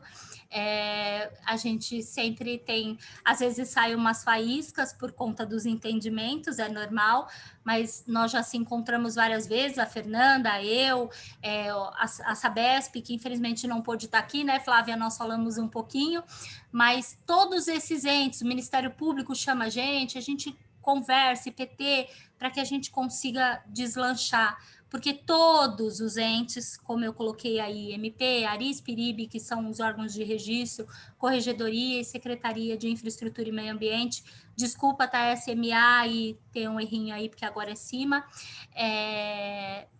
estão envolvidos. Como eu falei aqui, só os números gerais, 543 municípios, para fazer a regularização. Eu prefiro sempre responder perguntas, porque eu acho que fica mais fácil, né? E aí, como me deram os 20 minutos, eu procurei fazer esse breve histórico, e aí eu queria fazer algumas considerações sobre o que os palestrantes colocaram, que é muito importante. O procurador falou do marco legal, a Fernanda também falou do marco legal. Infelizmente, não existe marco legal da regularização fundiária, né? A Lei 13.465, como colocou o procurador, fala que existe o marco legal até dezembro de 2017 dezembro de 2016, para legitimação fundiária, e não para se admitir um processo de regularização fundiária. No meu entendimento particular, isso é um erro, porque eu concordo com as críticas do procurador, a gente não pode ficar estendendo o marco legal. A gente não pode ficar sempre anistiando, olha, vamos então mais um pouquinho para frente, vamos permitir as novas ocupações. Não, porque, para mim, a gente enxuga gelo. Tem vários outros especialistas da regularização fundiária que não concordam, que acreditam que a gente não pode deixar as novas ocupações num limbo, uma vez que a gente sabe da dificuldade da fiscalização. A gente faz algumas reuniões com as subprefeituras, com os técnicos das subprefeituras, e a queixa deles é nesse sentido, de que é muito difícil fiscalizar as novas ocupações em área de mananciais, pela falta de pessoal, pela falta de equipamentos, e nós sabemos desse problema tanto em São Paulo como em todos os outros municípios, né? O que a gente sempre sugere nos nossos processos de regularização, e que aí em São Paulo ele diverge um pouquinho pela amplitude, pelo tamanho das áreas, a gente sempre tenta mobilizar para apresentar para a população o que vai acontecer ali, para a população. Desculpa, gente. Precisa só fechar isso. Ficou na apresentação. Me perdi. Não, tudo bem. Eles sempre falam do problema de fiscalizar, e aí eu falei a dimensão das áreas de São Paulo, porque a gente precisa sempre falar para a população o que vai acontecer ali, para que a própria população se torne fiscais das áreas, para poder ajudar no processo de regularização. Ou seja, está surgindo uma nova ocupação, a própria população informe que isso está acontecendo, porque é muito difícil que o poder público faça isso sozinho, né? Então, se você colocar a população dentro do processo, olha, vocês vão receber o título, vai entrar a infraestrutura necessária, só que nós estamos fechando o perímetro da regularização, nós estamos, a partir dessa poligonal, provendo a regularização dessa área. E aí você torna essa população fiscal desse local para que não surjam novas ocupações. Ajuda um pouco, né? A gente tem feito isso em alguns municípios e tem ajudado um pouquinho. O doutor Arthur falou da legitimação fundiária, e aí eu me vi obrigada a defendê-la, porque nós já fizemos 26 mil legitimações fundiárias em 2 anos dentro do Cidade Legal. Eu não a vejo como inconstitucional. Não são 2 ADINs, na verdade hoje são 2 ADINs, já tiveram muitas outras e foram todas derrubadas, porque não é considerado inconstitucional a legitimação fundiária, uma vez que, se você pensar na uso capião, a gente só está fazendo uma adequação para regularização fundiária, porque o uso capião existe e ele é aceito, né, como forma de transmissão de propriedade, como forma originária de aquisição de propriedade, e a legitimação fundiária tem o mesmo preceito, forma originária de aquisição de propriedade. Então, eu sou defensora dela, a gente sempre conversa com o Ministério Público sobre esse sentido, estou conseguindo convencer alguns promotores a ajudarem, uma vez que a finalização do processo de regularização só vai acontecer com a transmissão do título de propriedade. Importante que a regularização abranja todos os sentidos, sociais, jurídicos, ambientais, urbanísticos, com a infraestrutura, porque só assim a gente melhora a qualidade de vida das pessoas e protege o meio ambiente. mas a gente precisa transmitir a propriedade para que aquela pessoa detentora do direito possa passar a auxiliar nessa preservação. Então, sem esse direito, sem essa propriedade, ele continua o parcelamento registrado sem transmissão, ele continua subdividindo lotes de forma irregular e o problema sempre aumenta e não cinde, né? Eu queria também falar mais uma vez dessa questão dos órgãos que analisam os processos de regularização fundiária. A Fernanda sabe disso, a gente conversa bastante.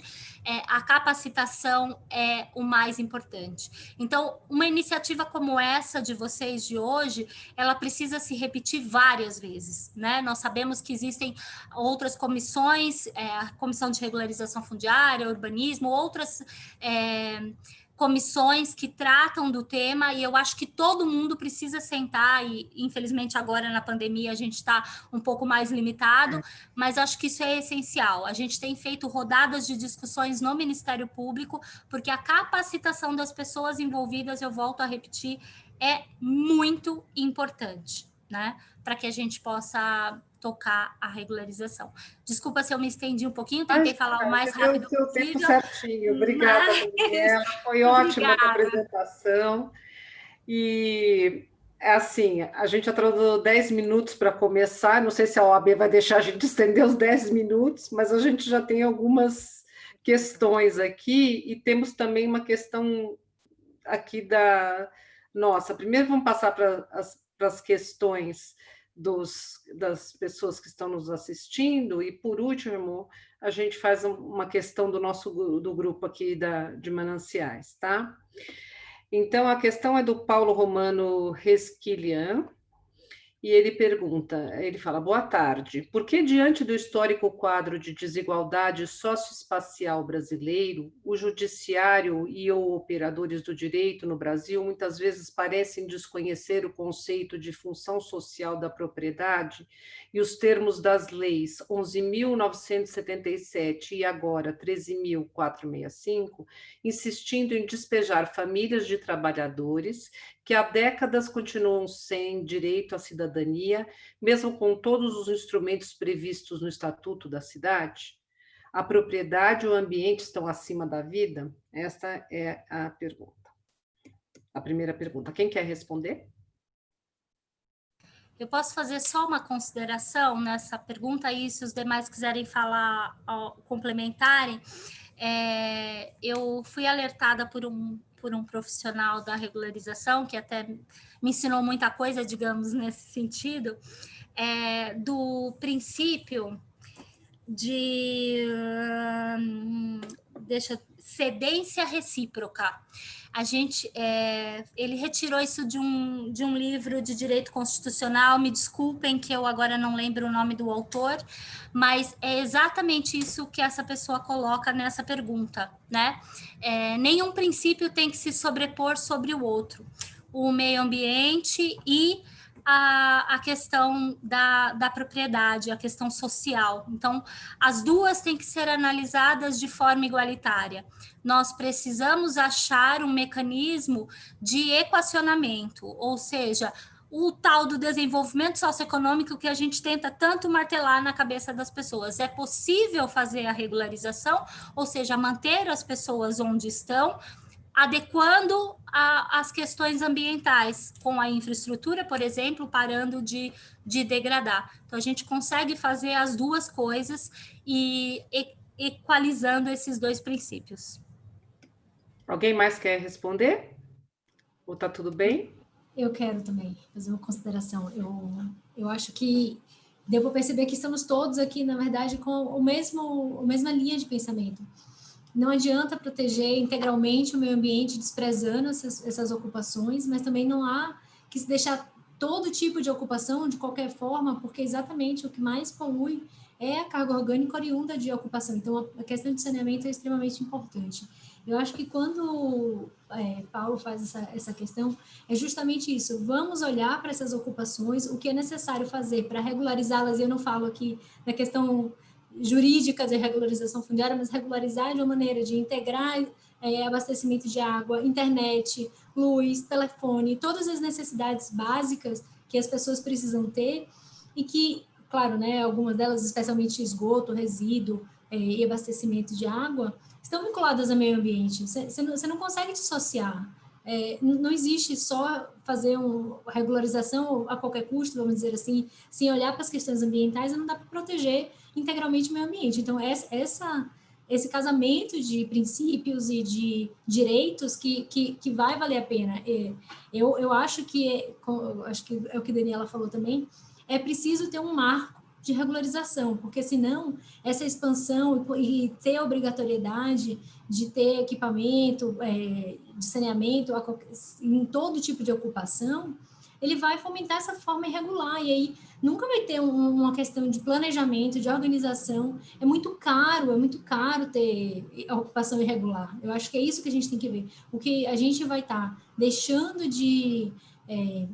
Eu fiz um evento sobre o Marco Legal de Saneamento recentemente, e eu acho que era assim, a cada R$1 gasto com saneamento, você economiza 5 em saúde. Então, é uma questão econômica para o Estado também. Eu acho que isso que a gente tem que levar em consideração, não só... Você pode pensar assim, uma questão de direito individual e direito difuso, que é o direito de meio ambiente, mas não, a questão de saúde está diretamente vinculada, que é a questão de direito difuso também. Então, esse meio ambiente não é dissociado de questão humanitária, urbanística, e a questão de titulação, que eu até, inclusive, concordo plenamente com Daniela. Fernanda, não estou falando o nome da CETESB, porque a CETESB não tem nada a ver com essa história, né? Mas é isso que eu queria pontuar. Então, tem que ter esse casamento de princípios, sim. Outra questão que nós temos aqui é para a doutora Maria Angelina, é da Marília Oliveira Teles, e a questão é a seguinte: a doutora Maria Angelina, ao mostrar as fotos, apontou que determinada área de APP havia sido... Um minuto que mexeu aqui. Havia sido preservada pelos moradores. Como se deu esse movimento da população? Como foi a iniciativa?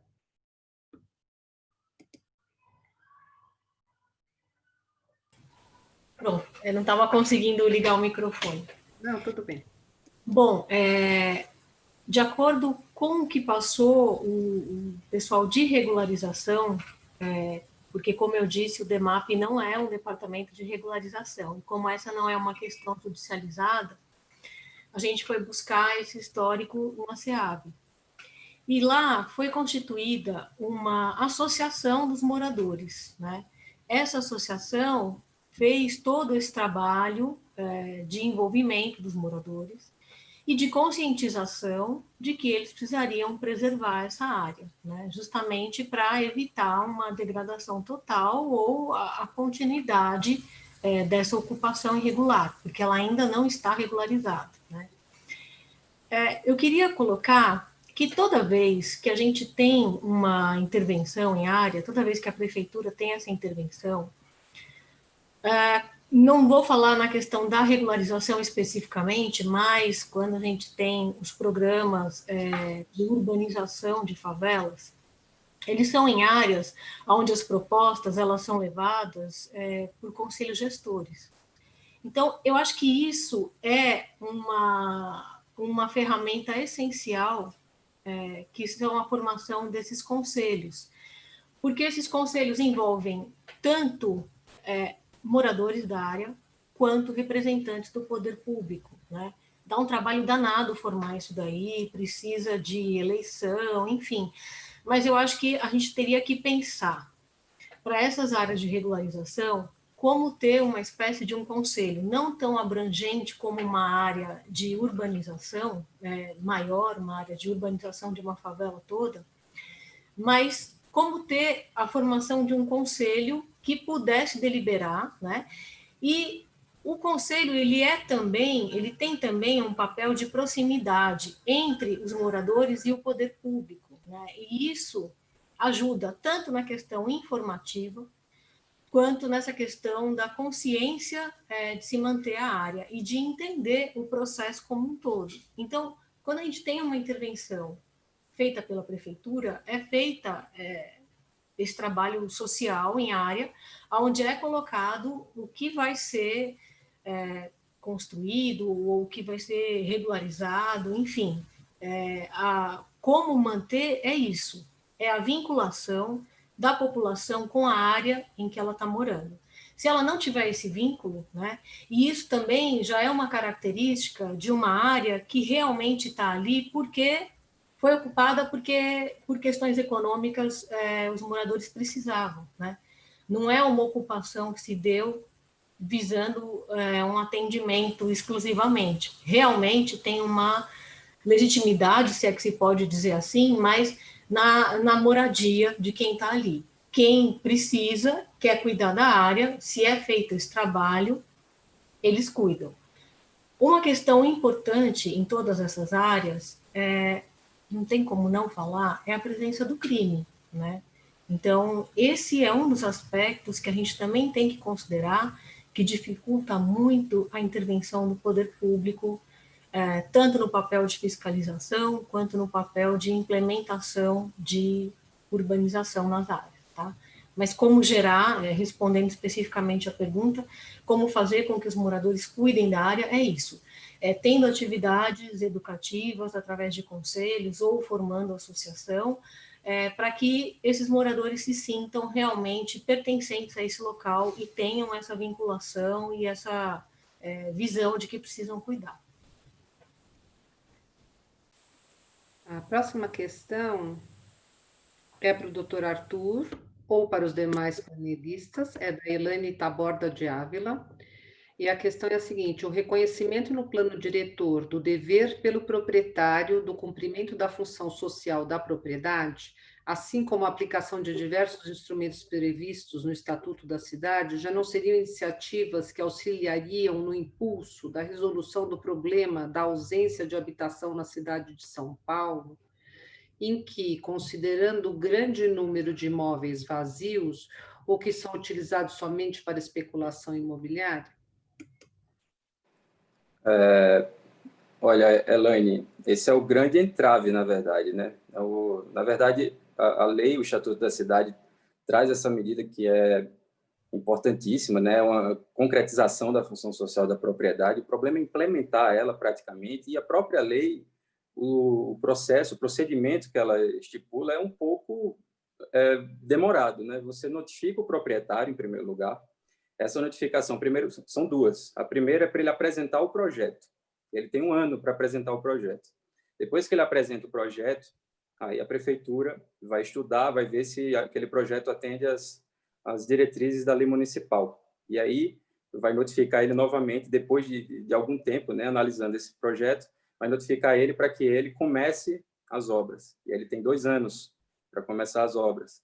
Aí, depois disso tudo, ele inicia as obras de empreendimento. Se ele passar esse prazo, não concluir, né, é que você pode falar no IPTU progressivo no tempo. Eu não trabalhei na Secretaria Municipal de Desenvolvimento Urbano, que é a secretaria que faz essas notificações e acompanha esses casos, mas eu tenho ciência de que houve já casos em que a gente já está na fase do IPTU progressivo do tempo, que já houve o início dessa fase, mas aí houve impugnação administrativa, e aí existe todo um debate, às vezes há judicialização, pode haver judicialização, e caso chegue na fase do IPTU progressivo no tempo, né, só pode desapropriar depois de 5 anos. Nesse contexto, aí vem a lei da REUB, 2017, e meio que atropela esse procedimento, porque na prática eu acho que ela termina abrangendo situações que vão que podem até tirar o sentido desse procedimento todo, né? Quanto à legitimação fundiária, que a doutora Daniela tocou, até a doutora Daniela, parabéns pela exposição, gostei muito da defesa da regularização fundiária, foi muito bem articulada, muito importante, né? Mas eu preciso fazer uma ressalva da legitimação fundiária também, né, sem querer colocar um ponto final no debate, né, porque a legitimação fundiária, ela serve não só para a área particular, mas também para a área pública. E você permite que uma ocupação adquira propriedade pública. Então, a gente tem que dissociar um pouco a imagem de que o que é público é algo de titularidade do Estado. É muito mais do que isso. A área pública não é que ela seja só de propriedade do Estado, ela é de propriedade da coletividade, ela é de todos nós. Então, você está deixando que uma ocupação, numa área que é de todos nós, por uma inércia do Estado, por uma inapetência do Estado, né, de cuidar daquilo, ela passa a ser particular, porque a legitimação fundiária ela transfere propriedade, é modo de aquisição da propriedade. Isso tudo por uma decisão do Poder Executivo, sem o debate do Poder Legislativo, sem um debate democrático, né? Isso aqui em São Paulo eu confiaria, né? Porque, sem querer, modéstia à parte, né? A gente tem órgãos técnicos aqui no município de São Paulo muito capacitados, né? Mas você tem que pensar que o Brasil tem 5.000 municípios, né? As discrepâncias que podem acontecer podem ser muito perigosas.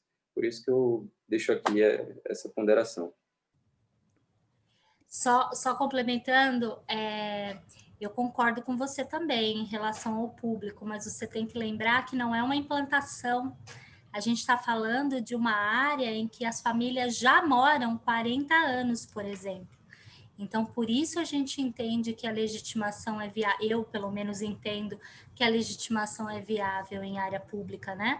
As pessoas já moram ali, elas já constituíram um parcelamento e que, doutor Arthur, pelos nossos processos aqui, em 90% dos casos, foram fomentados pelo poder público. O próprio município, prefeitos de várias épocas, enfim, acaba liberando as áreas públicas para ocupação de famílias de baixa renda montarem as suas residências. Então, o próprio Estado fomenta essas ocupações, o próprio município, o próprio órgão público fomenta essas ocupações. E aí, passados mais de 40, às vezes 50, às vezes mais tempo que as famílias estão morando ali, a gente acredita que já é hora de transmitir a propriedade para eles, uma vez que já estão tanto tempo ali, consolidados com a vida pronta. Mas, claro, né, não dá para a gente colocar um ponto final na discussão, existem sempre várias opiniões nesse sentido. Bom, as outras duas perguntas que temos aqui são relacionadas à mediação. E os nossos palestrantes, eu não sei se vocês são ligados à mediação, mas eu acho que vou deixar aqui, quem sabe a Ana responde. Vou jogar a Ana no fogo um pouco. É o seguinte: como fica o princípio da confidencialidade da mediação quando se trata de regularização fundiária que envolve tantos órgãos públicos? No fim, é a pergunta clássica do sigilo na mediação com o poder público. Sim, para responder de forma bem breve, né? A confidencialidade... O tempo já está acabando. Não, quando a gente tem conflitos complexos e com muitas partes, e de um lado o interesse público, seja por meio de um ente público ou até o simples interesse público, né? A confidencialidade ela fica mitigada porque, enfim, tem o princípio da transparência e tudo isso, mas por outro lado, em alguns momentos ela pode sim ainda ser preservada em situações individuais, em algumas questões. Então, nós podemos ter algumas situações em que o mediador pode ser utilizado para receber uma informação e, com isso, ampliar o campo de negociação, mas o que é de interesse público precisa, sim, ser trazido à tona e disponibilizado para as pessoas de modo em geral.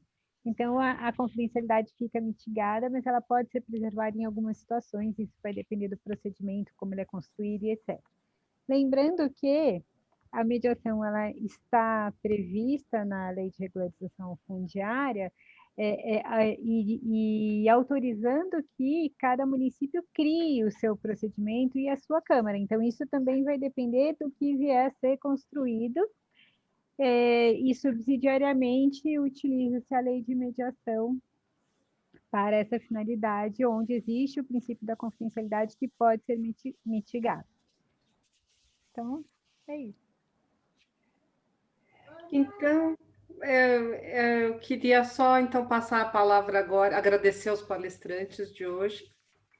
E a pergunta que, na verdade, tem essa da confidencialidade foi da Letícia Pontes, e, na verdade, o Sérgio Lúcio Torres achou que hoje ele ia ver uma mediação entre os órgãos públicos, e ele estava querendo entender o que estava acontecendo, assim, mais profundamente aqui. Estou resumindo, porque a gente está sem tempo, tá? Então, na verdade, é isso, é uma primeira conversa que a OAB está fazendo nessa posição de terceira neutra, para a gente tentar buscar soluções possíveis diante de valores tão importantes quanto o meio ambiente, a moradia, a propriedade, sabe, todos esses valores que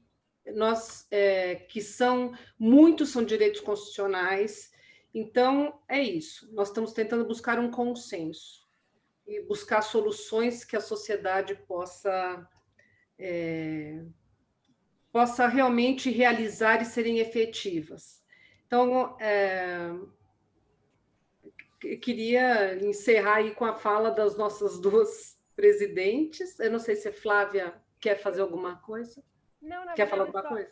Só queria parabenizar a todos mesmo, assim, nível altíssimo aí de debates e, obviamente, isso é um primeiro, né, acho que de vários outros encontros, acho que esse tema, ele vai abrindo bastante flancos, e a questão aí que, né, acho que se todos saem, é que, de fato, a gente está tratando, né, a gente está, óbvio, a gente trouxe a provocação da proteção dos mananciais por conta desse cuidado que nós temos aí com a questão hídrica, né, eu acho que é o ponto mais sensível, nós temos a questão, né, da escassez hídrica pela questão também de ocupações clandestinas, não clandestinas, os usos indevidos, a falta de saneamento, como foi colocado aqui, a gente tem essa legislação trazendo essa necessidade da implementação do saneamento, né? Vamos torcer para que isso venha auxiliar, né, esse braço dessa regularização, e eu acho que bastante importante, eu ouvi todos, e aí por isso que eu fiz assim, que eu gostaria só de colocar, obviamente, a gente está aí com o tempo apertadinho, vou passar, óbvio, para as finalizações da Glaucia e da Ana, mas no sentido de que eu acho que isso aqui a gente sai com uma lição de casa, acho que todos que trabalham com esse tema, é que a gente está diante, né, de direitos, assim, horizontais, eu gosto bastante de falar isso, são todos, né, tão importantes quantos, e nós temos de proteger, assim, é óbvio que ninguém aqui está pregando que tem de desocupar e que a parte social não vai ter moradia, e muito pelo contrário, é como equalizar tudo isso, porque ela também precisa ter condições, né, da moradia, ela precisa ter a água, que talvez falte, inclusive, para onde ela está ocupando a área. Não, então a gente tem todos esses direitos que são constitucionais, né? E a questão ecológica, a questão hídrica das presentes e futuras gerações. Então a gente precisa, eu acho que essa que é o grande desafio, e fica o convite, né? Como começar a delinear ao que já foi ocupado, com o que não pode ser mais ocupado, e como fazer isso, e aonde fazer as compensações, se é que a gente vai ter de fazer compensações ambientais. Vai ser no local, vai ser fora, como engajar a sociedade civil, os ocupantes. Então, eu só queria muito agradecer e deixar todos com essa reflexão, pegando aí, Sérgio, o início de muitas conversas que vamos ter, e acho que esse assunto aí vai ficar em voga, e se a gente conseguir aí como terceiro aí da OAB, ajudando aí na construção disso. Só queria fazer essa colocação. Eu queria fazer mais uma colocação muito justa aqui, que é o seguinte, a organização desse evento pelas duas comissões teve um trabalho em equipe que não se resumiu a mim e a Flávia somente, mas também ao nosso grupo de trabalho de mananciais, que tem em ordem alfabética o Marco Antônio Lorenzini, a Marília Oliveira Teles, a Sandra Medalha e o Rafael Locatelli, também conosco, tá bom? Então, agora vamos passar palavras para Ana ou para Glaucia, agora que não sei quem que quer terminar. Ana? Muito fácil. Bom, então eu vou falar que a gente está com pressa, né? Quero agradecer a todos. Fernanda, muito obrigada por ter trazido todo esse histórico para as pessoas que, inclusive, estão começando nesse assunto agora, isso foi muito importante. Arthur, muito obrigada também pela sua visão de advogado público e defensor e fazendário, né? Eu me lembrei muito da minha atuação, então fiquei muito feliz de te ouvir. Gostei muito, Angelina, nesse meu tempo todo de procuradoria, nunca prescindi do auxílio dos arquitetos, dos urbanistas, dos engenheiros, e realmente nessa área ambiental a gente não pode trabalhar sem o apoio de vocês, né? Porque o direito é instrumental, vocês é que lidam com a realidade, a gente só aplica a lei que é possível dentro da realidade que vocês nos mostram. E isso, Daniela, também foi muito evidente na tua fala, agradeci muito, porque você, a Angelina, a Fernanda, o Arthur, são pessoas que estão trabalhando com isso, esse foi o mérito desse diálogo. E o Sérgio falou que a gente está fazendo aqui uma mediação institucional. É quase isso, Sérgio, porque a gente está trazendo aqui para esse espaço que é neutro as vozes de todos os atores que trabalham com a regularização, e a gente vê que as vozes não são assim tão dissidentes, né? E que não seria tão difícil a gente chegar a um consenso se a gente se dispuser a trabalhar junto. A OAB está buscando ser esse espaço de trabalho que vai reunir todas essas pessoas, porque nós também entendemos, e eu tenho bastante tempo de estrada nessa questão de manancial também, que a legislação acabou gerando esse tipo de ocupação, porque a legislação foi tão restritiva em relação à ocupação de mananciais que desvalorizou essas áreas e acabou deixando essas áreas, então, sujeitas à ocupação das pessoas de baixa renda. E agora a gente precisa reverter isso, mas esse é um processo do Estado que fez escolhas equivocadas. E a gente não pode agora cair na mesma esparrela de criar, né, mecanismos que criem tanta dificuldade ao ponto de continuar desvalorizando essas áreas. Se a gente quer que essas áreas sejam valorizadas e que a gente tenha ocupação de qualidade de vida nessas regiões, porque elas são importantes, são mananciais hídricos para as nossas cidades, nós temos que valorizar essas regiões. Como é que a gente valoriza? Não é tirando as pessoas dali, é dando qualidade de vida para quem mora, é levando os recursos da cidade até essas regiões que ficaram marginalizadas. Então, é isso que a gente está buscando aqui, encontrar esse consenso, né, para levar qualidade de vida, boa qualidade de vida, água, né, saneamento para essas regiões, valorizando esses imóveis, valorizando as pessoas que moram ali, dando endereço, dando cidadania para que elas possam cuidar dos lugares onde elas moram, né, para que elas tenham um orgulho dos lugares onde elas vão morar, para que elas também possam preservar, como é o caso extraordinário que a Angelina trouxe aqui para a gente, né, em que a própria população conscientizada resolveu preservar a APP. Então, é isso que a gente precisa mostrar para elas, que dá, sim, para conciliar meio ambiente, dá para conciliar a qualidade de vida, dá para conciliar a vida das pessoas também nessas áreas e em muitas outras. Muito obrigada a todos que ficaram com a gente até agora, né? A gente teve aqui pico de audiência, quase 90 pessoas conosco, e ainda estamos com 70 pessoas na audiência. Muito obrigada a todo mundo, e a gente espera vocês na quarta-feira para a continuação dessa conversa. Obrigada, Ana, pela parceria também. Bom, obrigada a todos. E eu realmente fiquei muito feliz de perceber os diferentes pontos de vista, e eu ficava aqui com a minha visão de mapeamento de conflito, né?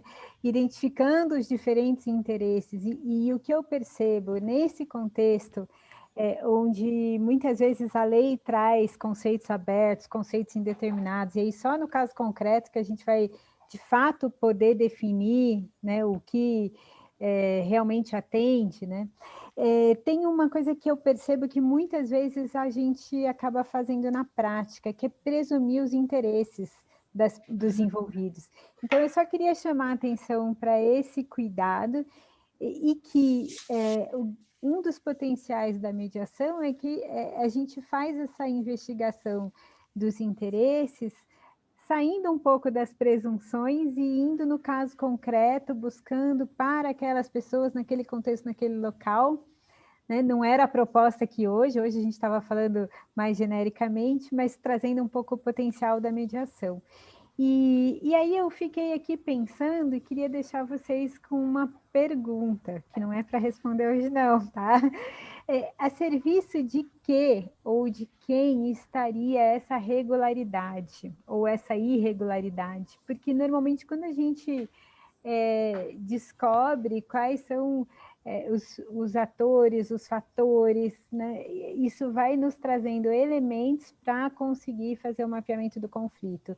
Então, a serviço de quê? Quem se beneficia ou quem não se beneficia, quem perde, quem ganha com a existência desse conflito, ou com uma possível regularização, ou estar em uma situação de falta de regularidade, né? Porque às vezes a gente também parte do pressuposto de que todo mundo quer estar regular, e isso nem sempre pode corresponder. Então, um pouco aqui para chacoalhar.